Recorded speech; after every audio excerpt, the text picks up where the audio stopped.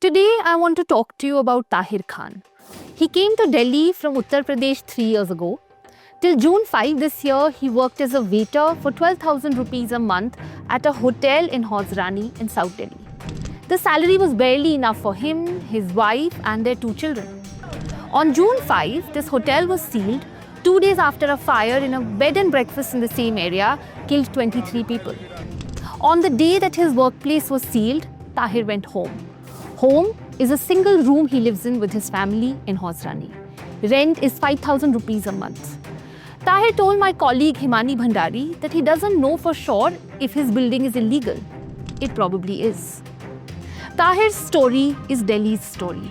Nearly 1,800 unauthorized colonies house 4 million residents. Over 60% of the city lives in unplanned settlements with no fire exits, no structural oversight, and no emergency access.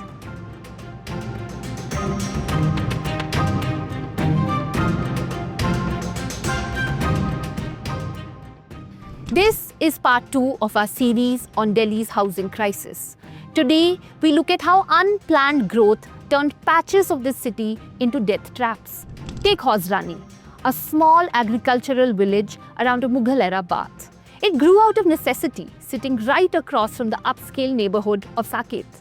In the early 2010s, its proximity to a large private hospital made it a hub for short-term stays for patients' families, many of them foreigners. Small rooms became B&Bs became hotels, but all unofficially. Flourish Stays Bed and Breakfast, where the fire broke out on June 3, had permission for 6 rooms. It was running 26 across multiple stories, a basement and a rooftop with a restaurant below and no fire exit. 23 people died, most of them there because a family member was in the hospital nearby. No government official has been arrested, but a 65-year-old cook has. Then there's Saidullah Jab, 15 minutes away. Once the city's hippest urban village, home to Champa Gali's cafes and block parties. A ceiling drive in 2018 ended that. But meters away, West End Marg and Saidullah Jab grew unchecked.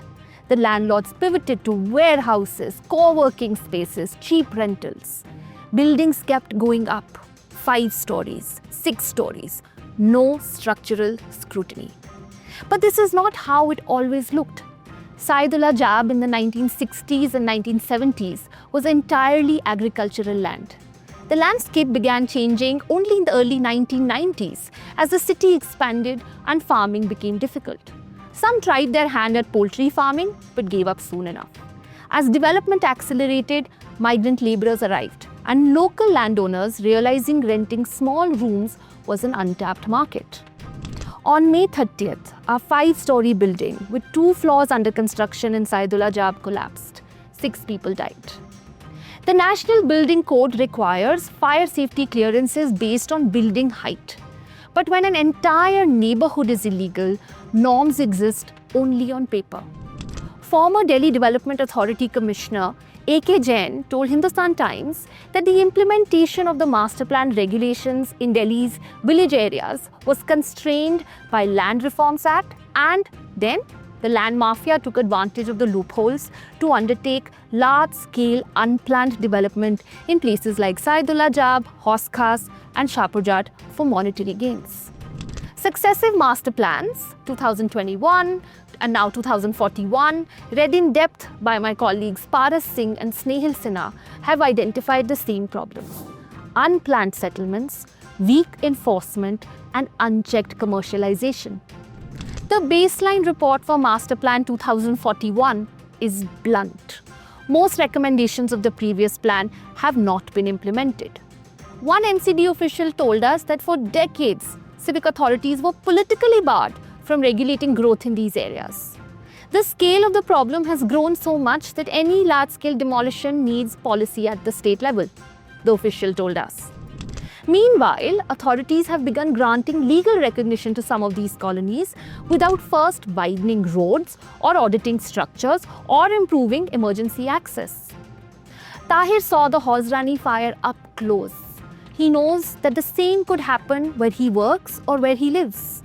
No one lives like this if they have a choice, he told us. He's right. And that's precisely the point. This isn't a story about illegal buildings. It's about a city that never built legal ones fast enough and the people who've been left to absorb the consequences. Please do watch out for part 3 that explores the dangers of encroachments in a city like Delhi.